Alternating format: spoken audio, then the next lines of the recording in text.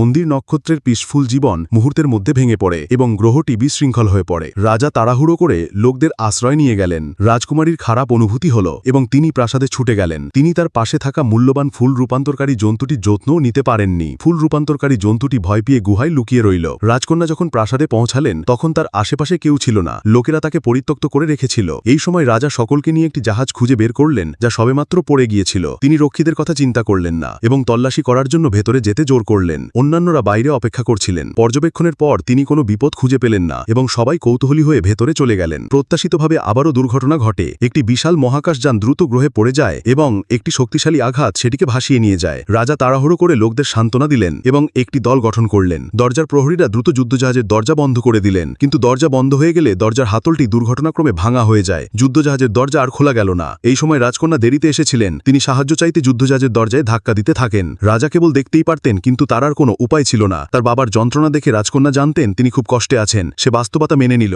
এবং রাজা ও রানীর যন্ত্রণায় ভয় না পেয়ে রাজার দিকে ফিরে গেল এবং শান্তভাবে মৃত্যুর মুখোমুখি হল। ৩০ বছর পর দীর্ঘদিন ধরে নিখোঁজ থাকা দুই মুক্তাপুরুষ হঠাৎ স্টার মার্কেটে হাজির হল এবং একটি উজ্জ্বল ঐশ্বরিক ভূতি বের করে চোরের মহাবিশ্বের একটি রূপান্তরকারীর সাথে বিনিময় করার জন্য প্রস্তুত হল। মুক্তাপুরুষটি কেবল এটিকে স্পর্শ করতে চেয়েছিল, কিন্তু নির্লজ্জ চোর বস এটিকে ধ্বংস করতে চেয়েছিল। কে জানত যে রাজা পিচবাগানের পিছনে আছেন।